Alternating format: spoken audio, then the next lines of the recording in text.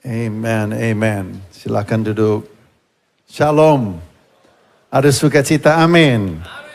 Praise God. Wow, buat saya kehormatan besar. Saya boleh datang dan menyampaikan firman Tuhan di hari Paskah. Hari di mana kita sedang merayakan kebangkitan Tuhan kita. Bisa katakan amin? Hari ini adalah harinya. Hari ini adalah hari di mana kita merayakan Yesus Kristus bangkit dari antara orang mati dan kemudian dia naik ke surga dan dia kemudian dia serahkan bagi kita semua, dia membuka kesempatan selebar-lebarnya bagi kita semua untuk menikmati ya apa yang dia championkan, apa yang dia dapatkan melalui itu semua, dan itu adalah keselamatan bagi kita. Saya kirim slides. Do I have slides? Coba ya, bisa nggak? Oh ya. If I have a slide, in Jesus' name, my slide comes up on the screen. There it is. See how powerful. Yeah, the radical love of Jesus. I want to talk today about the radical love of Jesus. Ini adalah keluarga saya, istri saya tercinta dengan ketiga anak saya. Tetapi anak yang sedang saya peluk ini, touch my heart, you know. Aku tadi pikir apa ya? Slide pertama, banyak sekali kan pilihannya, apa ya? Terus saya pilih ini. Karena anak ini di Nias Selatan. Ada satu desa, namanya desa Bawo Mataluo. Dan saya datang saya datang berkali-kali di desa Bawo Mataluo dan saya tahu anak ini hidupnya dikuasai rasa malu. Lihat aja mukanya dia. So touch my heart ya. Karena dia mengalami pelecehan yang luar biasa. Orang tua dia itu telanjangin dia. Lalu pecut dia di depan warga, di depan desa. Anak ini itu dipermalukan. Anak ini itu telanjang di depan semua tetangga dan desanya dan dipecut dan dipermalukan karena dia nakal. Dan dia akhirnya dapat reputasi anaknya nakal. Dan dia ada di dalam program kami, saya tahu tentang dia, saya pernah ketemu dia. Dan saya lihat bagaimana dia terintimidasi, dia ciut aja gitu ya. Tuhan taruh dia di hati saya. Saya ingat hari itu saya datang di desa Bawo Mataluo dan saya lihat dia. Ya namanya Tini. Sebenarnya namanya enggak Tini, tetapi supaya ini afdol ya. Terus saya lihat dia. Terus dia itu kayak ciut aja. Dia lihat saya datang. Bapak ini, bapak bule ini. Datang gitu dan berdiri di situ. Saya lihat dia tuh nggak berani dia melihat saya. Dia cuma lihat tanah, dia lihat lantai, dia lihat tangga. Dan saya datangin dia dan saya peluk dia. Dan saya cium kepalanya, saya peluk dia. Wow, itu kayak gimana ya? Seorang bapak yang datang dan dalam pelukan itu ada pemulihan. Di momen itu ada sesuatu yang luar biasa yang melawat anak ini. Semua rasa malu dan rasa sakit hati yang sedang menggelembung di dalam hatinya, itu sepertinya bisa lepas dan ada yang menerima dia, ada yang nyayangin dia, ada yang cium dia, ada yang membelai dia dan tiba-tiba ada harapan, tiba-tiba ada masa depan. Tiba-tiba yang suram itu hilang dan ganti dengan matahari dan burung-burung yang berkicauan. Yang tadinya gelap, yang tadinya nggak ada sesuatu yang bisa di-expect ke depan. Tiba-tiba itu ada gitu.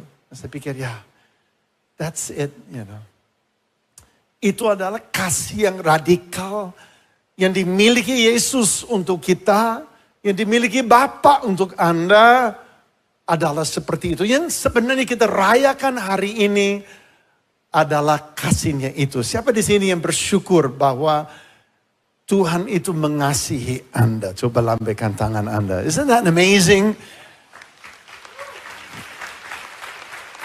Dan kasih yang dimiliki Allah bukan kasih yang normal. Bukan kasih seperti Anda punya. Kasih seperti Anda punya, maaf saja, itu rada tipis. Ya kan? Itu tuh sering sekali itu kasih kita bisa terganggu. Ya, kita mengasihi itu bergantung mood. Kita mengasihi itu bergantung konteks, ya, lingkungan, perasaan. Tetapi Tuhan tidak. Tuhan miliki kasih yang radikal. Kasih yang tidak normal. Karena kasihnya Allah itu sempurna. Dan kesempurnaan Allah adalah masalah Anda. Dan masalah itu tidak bisa diselesaikan dengan cara yang lain. Selain daripada darah korban. Karena kesempurnaan daripada pribadi Allah menjadi masalah Anda.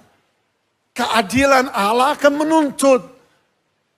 Kadosnya Allah, kekudusan Allah yang adalah seperti gelembung yang mengelilingi dia. Dia berada dalam kadosnya. Tidak ada yang bisa terobos di situ. Tidak ada yang bisa mendekat. Tidak ada yang bisa lewat tembok api itu tanpa dia hangus. Karena itu adalah jati diri Allah kudus. Jati diri Allah sempurna. Dan yang tidak sempurna, yang bercacat celah, yang rusak, yang berantakan, dia akan mental, dia akan hangus di situ. Dan itu menjadi masalah Anda. Karena Anda adalah orang berdosa. Kelihatan sekali dari wajah-wajah yang sedang lihat saya. Anda adalah orang berdosa. Saya adalah orang berdosa. Dan dosa yang membuat lulu lantak. I love, bahasa Indonesia. I love it so much, What the heck is lulu and what the heck is lantak? We don't know, But lulu lantak, we know. And it feels so good to say.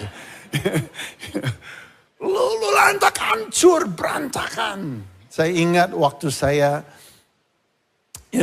di Aceh tahun 2005. Saya waktu terjadi tsunami di Aceh, dekat Natal tahun 2004. Dan salah satu first responder adalah tim kami. Dan saya pun pergi ke Aceh selama berjam-jam. Dan itu adalah misi keselamatan. Yesus datang sebenarnya. Bapa mengutus dia, and it was a salvation mission. Adalah sebuah aksi penyelamatan, adalah sebuah tindakan dia diutus. Yohanes pasal 3 ayat yang ke-16, kita semua hafal. Tapi hari ini saya mau Anda baca dengan terjemahan bahasa Indonesia masa kini. Ya, kita baca bersama-sama. 3, 2, 1. Karena Allah begitu mengasihi manusia di dunia ini. Sehingga ia memberikan anaknya yang tunggal. Supaya setiap orang yang percaya kepadanya tidak binasa. Melainkan mendapat hidup sejati dan kekal. Tuhan rindu supaya Anda mendapat hidup sejati dan kekal. Bisa katakan amin. Kasihnya mendorong dia. Dan apa yang dia lakukan adalah dia mengutus Yesus dalam sebuah misi keselamatan. Next please. Dan Yesus datang dengan satu restoration mission. Misi restorasi. Supaya Anda bisa kembali, Anda bisa terobos tembok api itu. Anda bisa untuk mendekat lagi kepada Dia yang Maha Kudus. Anda bisa berada kembali dekat dengan Dia, melekat dengan Dia. Dosa yang merusak itu dilerai. Yang menghancurkan Anda dipulihkan. Dan dia datang dalam satu misi yang luar biasa. Jesus was on a rescue mission. A rescue mission, misi untuk menyelamatkan karena dosa begitu menghancurkan kita. Saya waktu di tsunami dan kalau nggak salah ada fotonya, ada ayatnya. Dia mau kita baca dulu ayatnya. Ada urutannya, dia bilang, bro, ikutin dong urutan slide lu. Oh iya Pak, siap Pak. Ya, kita baca Lukas pasal 19 ayat 10. Mari kita baca bersama. Anak manusia datang untuk apa? Mencari yang hilang dan menyelamatkan mereka. Isn't that awesome? A rescue mission, basically. Regu penyelamat. Here comes Jesus to rescue you. Ya. Karena kita perlu di-rescue. Wow. Okay. Can I now go to tsunami? Ya, ini. Ini saya foto ini terbang atas kota Malabo. Saya tiba di Malabo waktu even Palang Merah belum sampai ke situ, saya udah ada di situ. Tuhan kasih banyak mujizat waktu masa tsunami di Aceh. Saya hampir 4 bulan ya, saya tinggal di kota Malabo.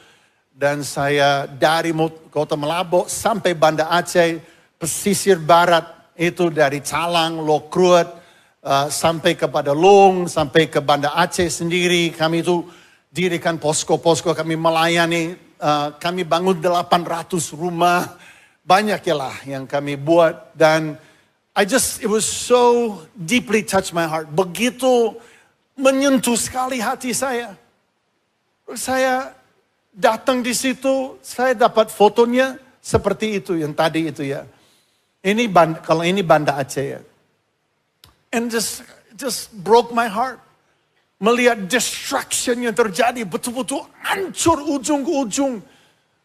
Nggak ada yang bisa hidup di bagian-bagian dari kota itu. Kota Malabo, Banda Aceh, banyak di daerah situ. Nggak ada yang hidup lagi. They're just gone. Dalam waktu 15 menit, 250 ribu orang mati. One of the biggest natural disasters in the history of the world.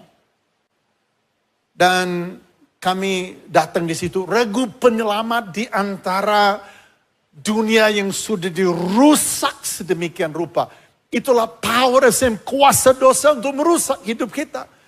Itu membuat kita rusak. Kalau Anda membuka, memberi celah, iblis akan tetap datang, dia akan buka celah itu, dan dia akan terobos masuk dalam hidup Anda, dan dia akan membuat seberantakan mungkin. Sehancur mungkin. Berusaha untuk merenggut Anda kembali. Mengambil Anda kembali. That's the power of sin. Jangan beri kesempatan kepada dosa. Dan Yesus datang ke dalam dunia ini sebagai rescue mission. Untuk dia membawa kita kembali. Untuk dia memulihkan keadaan kita. Saya masih ingat di sana waktu itu saya lupa di daerah Calang lah. Dan saya ingat bahwa kami Ober Berkat Indonesia dengan tim saya, wah pokoknya udah all out deh gitu. Banyak sekali pelayanan yang kami buat dari hari ke hari ke hari ke hari. And kami kerjakan itu di antara laler. Laler, what the heck is a laler? But we know lah. Laler and nyamuk and yang sangat menarik buat saya adalah tsunami bikin rusak semua, tetapi setelah rusak apa yang terjadi? Akibat kerusakan itu datang pestilence and disease. Ekornya adalah penyakit demi penyakit demi penyakit. Banyak sekali orang mati di Aceh bukan karena tsunami tetapi karena demam berdarah, karena typhoid, karena penyakit-penyakit sampar yang menular. Karena makanannya kotor, karena airnya kotor. This is a disaster. Karena mayat membusuk, orang lain mati karena itu. It's like, itu akibat. Dosa kita kasih masuk, akibatnya banyak. Dosa Anda beri masuk, memberi kesempatan di hidup Anda, akibatnya itu kemana-mana. Merambat kemana-mana. Merambat ke dalam hubungan. Merambat ke dalam keluarga. Merambat ke dalam pekerjaan. Merambat ke dalam kesehatan Anda. Itulah power of sin. Saya sedang ada di pesisir. Datang ini kapal, it's a hydrofoil. Itu kapal yang ada ban, kayak ban gitu kan. Terus di belakang pakai kipas kan, hydrofoil. Jadi dia terbang di atas air gitu kan.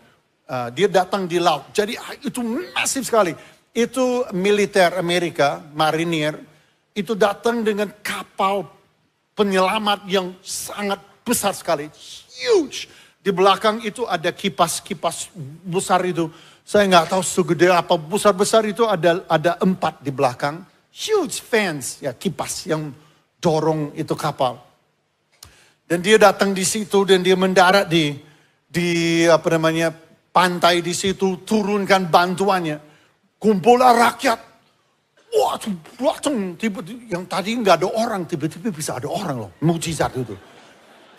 You know what I mean? It's like, tadi kayaknya gue sendirian di sini nih. Tiba-tiba, papa, here they come. It's like miracle, people everywhere, Yang mati dari tsunami juga ikut bangkit tiba-tiba. Keluar dari air like zombie.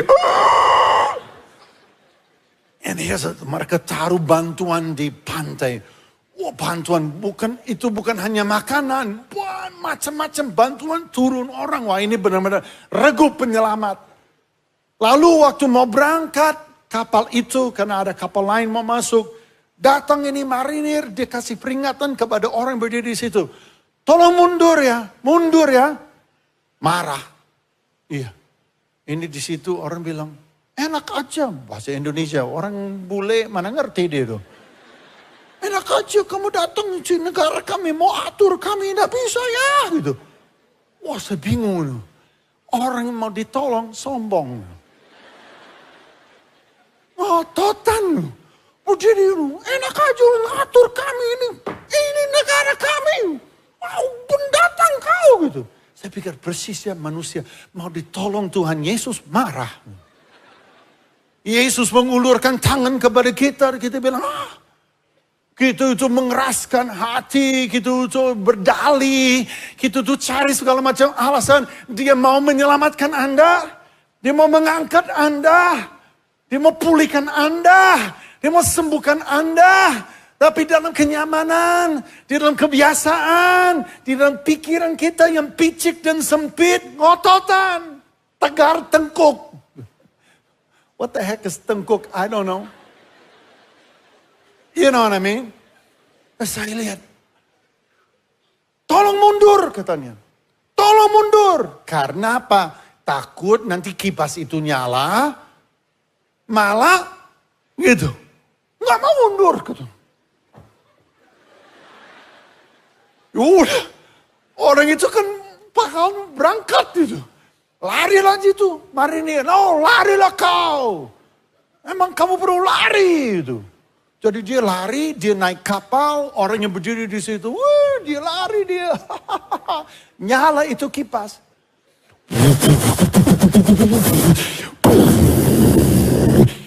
Angin itu hajar itu orang. And there he goes. Tum, tum, tum, tum, tum, tum, tum. Masuk dia ke dalam semak. Tum, tum, tum, tum. Adanya cuma kaki. Toing. The guy is just gone. And kapal itu berangkat.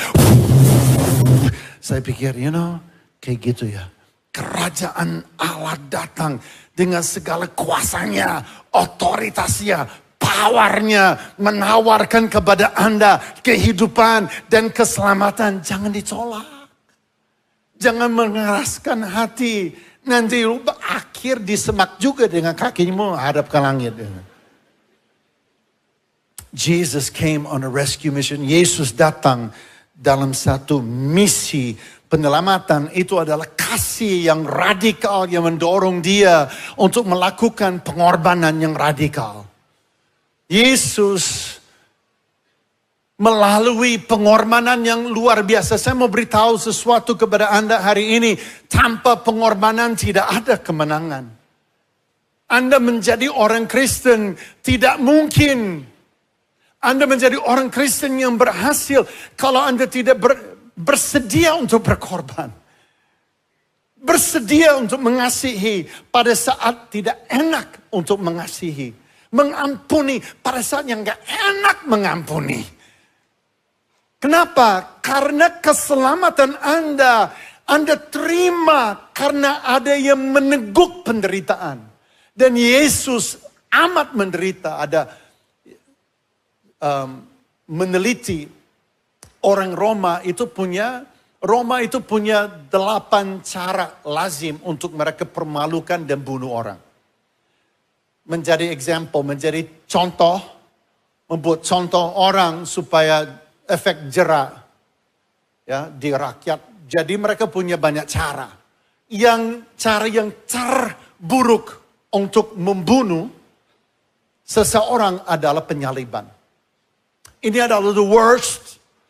Ini adalah yang paling menyiksa dan paling lama. Orang yang disalibkan itu bisa hidup berhari-hari di salib itu. Orang bisa bergantung di situ, bahkan ada yang mati kelaparan di salib. Jadi itu menderita penderitaan yang tak terkira. Penderitaan yang nggak bisa diceritain lagi. Saking menderitanya. Dan itu tujuannya adalah untuk mempermalukan dia. Biar keluarganya lihat. Biar dijenguk. Dijenguk banyak orang. Lu dengar nggak? Lu dengar nggak? Iya. Yuk. Kita lihat yuk. Gitu. Datang orang untuk lihat. Oh iya. Ya itu Pak Budi itu. Bener aja itu Pak Budi. Dia dosanya apa ya? Hah? Kenapa mereka juga? Hah? Kenapa? Gila ya. Kasihan banget. Terus kasih tahu juga. Temannya juga datang. Tetangganya datang. Ya, tetangga dari tetangga juga datang. Oh iya, itu siapa? Budi. Jijik ya. Iya, tujuannya supaya apa? Malu. Supaya dipermalukan. Yesus dibuat seperti itu. King of the Jews, raja orang Yahudi. Ditaruh di situ untuk permalukan dia. Mereka teriak-teriak, kalau kamu itu adalah Mesias ya, selamatkan dirimu. Kamu bisa selamatkan orang lain kan? Selamatkan dirimu juga. Kumpullah orang-orang mengolok-olok, menghina. Yesus bergantung antara surga dan bumi. Menjadi jembatan bagi setiap orang yang mau percaya padanya. Yesus bergantung di situ dalam penderitaan yang luar biasa. Pengorbanannya spektakuler. Dipaku. Didera maksud saya. Derah. Bahkan kebiasaan orang Roma adalah biarkan orang disalib sampai tubuhnya, sampai dia mati, nggak diturunkan juga. Sampai mayatnya membusuk di salib jatuh sendiri. Supaya apa? Supaya dipermalukan. Jadi inilah pengorbanannya luar biasa. Markus pasal 10 ayat 34. Yesus sendiri menceritakan. Yesus katakan mereka akan mengolok-olok dia, maksudnya dirinya. Meludahi dia, menyiksa dia, dan menyalibkan dia. Tetapi pada hari ketiga, ia akan bangkit. Yesus sendiri menceritakan pengorbanan yang harus dia lalui. Anak Allah yang sekarang menjadi anak manusia yang melayani, menjadi hamba, memberkati manusia, kini ditangkap dan menjadi anak domba. Anak Allah, anak manusia supaya bisa menjadi anak domba. Dan anak domba disembelih di kayu salib. Salib adalah penyembelihan. Adalah mezbah penyembelihan. Anak domba Allah dipotong di situ. Darahnya tercurah di situ. Yang tidak berdosa, tidak bercacat, tidak bercelah. Anak domba yang sempurna dipotong, darahnya tercurah supaya apa? Supaya menjadi korban. Untuk siapa? Untuk Anda dan untuk saya. Wow. Yesus didatangkan oleh kasih. Diselesaikan oleh pengorbanan. Dan dibangkitkan oleh kuasa. Ada bisa katakan amin. Dibangkitkan oleh kuasa Allah. Wow. Roma pasal 6 ayat 23 menceritakan, mensummarize. Ini adalah seperti sebuah kesimpulan, tetapi ada tanda serunya. Upah dosa adalah maut. Itu yang membawa dia di dalam rescue mission. Misi untuk menyelamatkan. Tetapi karunia Allah adalah hidup kekal dalam Kristus Yesus Tuhan kita. Ada bisa katakan amin. Jadi harusnya kita hidup seperti apa? Dalam 10 menit yang sisa. Ini jam hitung mundur sangat mengintimidasi hamba Tuhan ya. It's like, yeah man, preach the gospel. I'm gonna preach. I'm gonna beritakan Injil dalam 2 menit. Oh my God, you know. Dan ini adalah jantung, ini adalah inti. Hari ini saya mau tantang Anda. Kalau hari ini kita merayakan kebangkitan. Kalau hari ini kita menyadari bahwa regu keselamatan menyelamatkan kita. Kalau Anda hari ini mengatakan, saya percaya Yesus, saya percaya Injil, saya percaya Alkitab, saya adalah anak Tuhan, saya percaya dan saya menerima karya Kristus, darah anak domba membasuh saya, menguduskan saya. Yang tadi kita nyanyikan, pujian yang penyembahan itu, yang saya nyanyikan tadi, itu yang saya percaya. Yesus adalah Tuhan, Yesus adalah Juru Selamat. Dan Anda katakan yes kepada Tuhan. Itu artinya apa buat hidup kita? Yang pertama, next please. Hati kita itu harus berbalik kepada Tuhan. Ini bukan sesuatu yang terjadi sekali seumur hidup. Kita lakukan demi peroleh keselamatan. Mari kita baca di kitab Markus pasal yang pertama ayat 14 dan 15. Is that right? Sesudah Yohanes ditangkap, datanglah Yesus ke Galilea memberitakan Injil Allah. Katanya, mari kita baca bersama 3, 2, 1. Waktunya telah genap, kerajaan Allah sudah dekat, bertobatlah dan percayalah kepada Injil. Yesus memberitakan ini. Di mana kerajaan Allah itu datang. Aku adalah raja dan aku bawa serta kerajaan. Kerajaan Allah itu hadir. Kalau kamu mau berdoa, berdoalah seperti ini. Kerajaanmu datanglah. Kehendakmu jadilah di bumi sama seperti di surga. Ini aku bawa turun kerajaan Allah di antaramu. Aku ini berkarya di kayu salib. Aku merenggut engkau daripada lumpur dosa. Aku mengamankan kamu. Aku menjadi jembatan itu. Aku membawa kamu kembali kepada Bapa. Tetapi syaratnya adalah bertobat. Bertobat sederhana artinya berbaliklah kepada Allah. Hati kita harus berbalik kepada Tuhan. Tahukah saudara bahwa hati itu liar? Hati manusia adalah masalah. Karena dia begitu mudah untuk dia belok. Begitu mudah untuk dia pindah haluan. Saya juga gak tahu kok bisa ada istilah itu tiba-tiba masuk di dalam pikiran saya. Pindah haluan. What the heck is pindah haluan?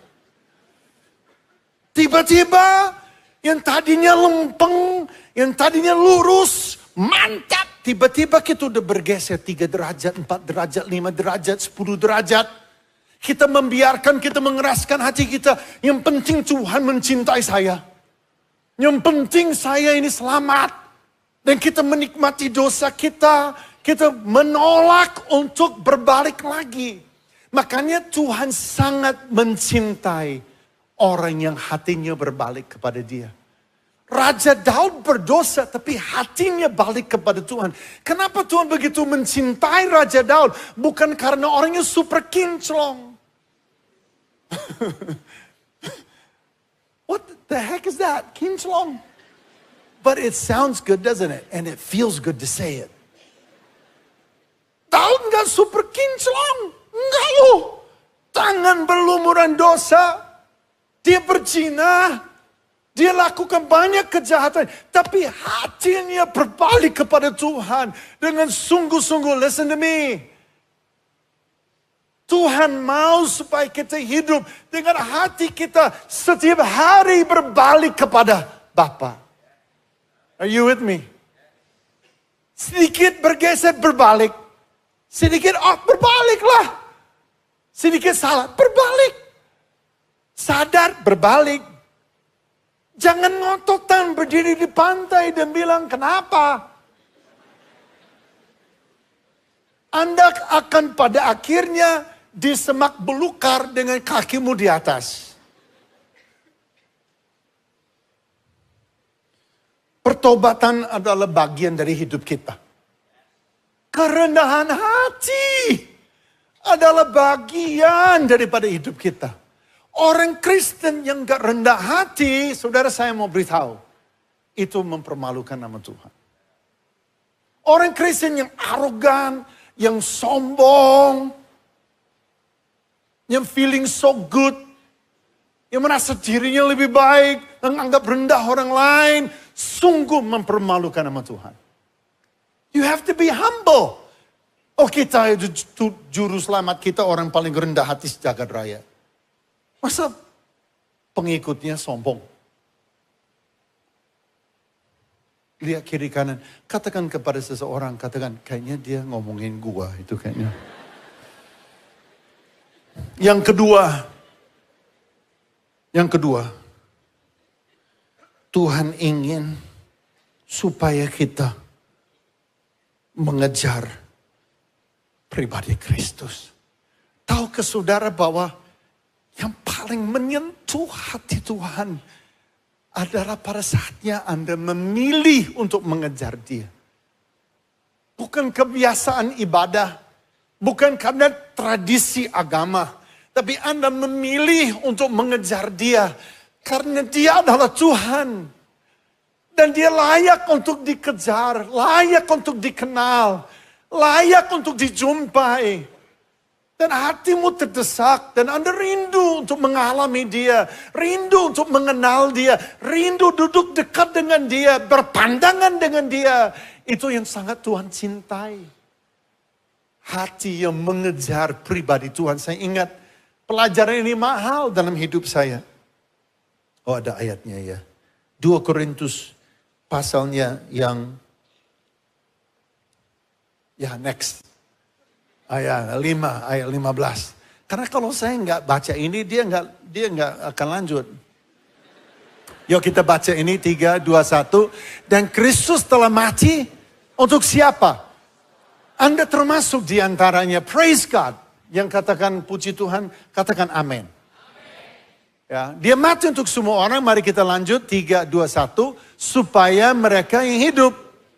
Tidak lagi hidup untuk. Ya, tetapi untuk. Hidup untuk Dia. Jadi waktu kita sadar. Bahwa karyanya begitu mahal. Kerajaan Allah menjadi mutiara. Di mana kata Yesus orang yang menemukan mutiara itu. Di sebuah ladang, dia pergi, dia menjual segala miliknya. Sehingga dia dapat membeli ladang itu, beroleh mutiara itu. Waktu kita menyadari bahwa keselamatan kita terpenting dalam hidup ini. Lebih dari karir, lebih dari uang, lebih dari jabatan, lebih dari prestis, lebih dari apapun. Bahkan lebih dari umur. Dan kita katakan segalanya bagi Engkau Tuhan. Wah itu adalah kata-kata yang menarik hadirat Tuhan. Kalau Anda mengatakan aku rindu mengalami hadirat Tuhan. Aku rindu mengalami lawatan Tuhan. Aku rindu mengalami Tuhan itu peluk saya. Seperti tadi Bapak itu peluk itu anak kecil. Aku rindu mengalami itu. Ini rahasianya, kejarlah Dia. Kalau hatimu berbalik kepada Dia, itu baru langkah 1. Tapi mengejar Dia, itulah kuncinya. Next please. Ada nggak itu? Ini kamar hotel. Jelek ya. It's kind of bad. Tapi hotel seperti ini. Hampir persis seperti ini. Tadi malam saya cari old hotel room. Aku cari di Google. Old hotel room. I look so many. Saya dapatnya ini. Ya. Hampir persis kayak gini. Saya duduk di salah satu tempat tidur. Sedang pakai boot. Karena saya punya cowboy boots. Saya pasang cowboy boot. Dalam rasa kecewa. Sedih. Capek. Kenapa? 4 hari konferensi. Datang untuk mengalami lawatan Tuhan. Mengalami diri Tuhan. Tapi saya nggak dapat. Padahal pagi sampai malam itu. Saya tetap ada di situ. Saya setiap malam orang terakhir pulang. Ada di situ di ruangan itu ada garis-garis hijau. Banyak sekali garis hijau. Kalau setelah ibadah orang berdiri di garis hijau didoain. Lu kalau berdiri di garis hijau aja, lu tunggu, nanti akan ada yang samperin doain. Saya berdiri di garis hijau ini didoain. Enggak terjadi apa-apa, gue pindah garis hijau yang berikut. Berdiri di situ, saya buka tangan, ada yang datang doain. Terima kasih, gue pindah aja gitu. Dari garis hijau ke garis hijau, ke garis hijau, ke garis hijau. Dan kadang-kadang kru yang doain, itu sudah ketemu saya di garis hijau di sana. Terus mereka bisik-bisikan, kayaknya ini orangnya ini. Berdiri aja gitu. Nggak terjadi apa-apa. Orang lain itu mengalami. Orang lain rebahan. Orang lain itu dilawat Tuhan. Orang lain itu nangis. Orang lain itu mengalami percobaan. Saya enggak. Aku berdiri itu anti tumbang. Anti rebah. Gitu. Kalau udah didoain, mata saya bukannya cuma satu. Are you done? Saya pulang. Hampir jam 12 malam. Garis hijau kosong semua. Saya pulang. Besok pagi saya bangun. Habis mandi lagi saya pakai itu boot. Dan Tuhan datang. Dan dia penuhi ruangan itu. Hadiratnya saking kental bisa diaduk dengan tangan. Saya berjumpa dengan Tuhan hari itu. Saya berjumpa dengan pribadi Tuhan berjam-jam. Saya dilawat Tuhan sendirian aja. Di kamar hotel. Tuhan datang dalam kecemburuan dan di dalam kasih. Regu penyelamat yang sungguh menyelamatkan saya. Hati kita berbalik. Kita mengejar untuk melekat.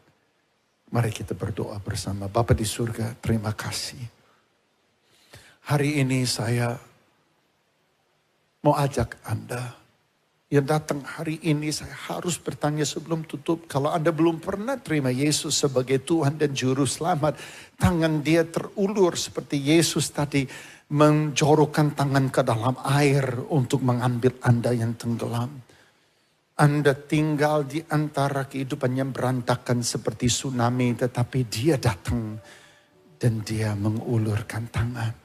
Kalau Anda belum pernah percaya, belum pernah terima Yesus, boleh taruh tangan kirimu di dada. Angkat tangan kananmu kepada Tuhan dan ucapkan doa yang sederhana dan katakan, Yesus, aku perlu diselamatkan.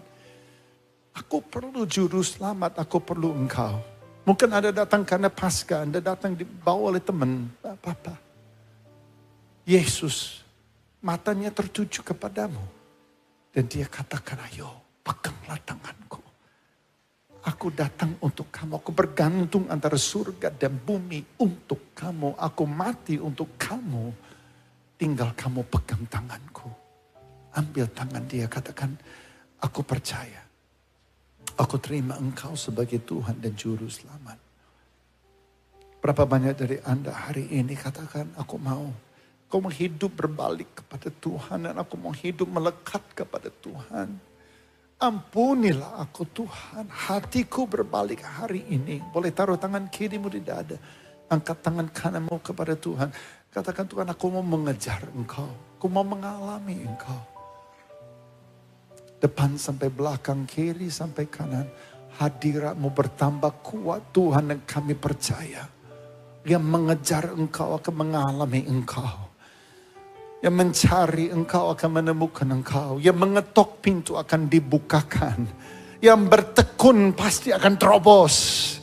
Terima kasih Tuhan, kami percaya. Kasih-Mu besar, yang radikal, yang indah dan ajaib. Tersedia bagi kami hari ini.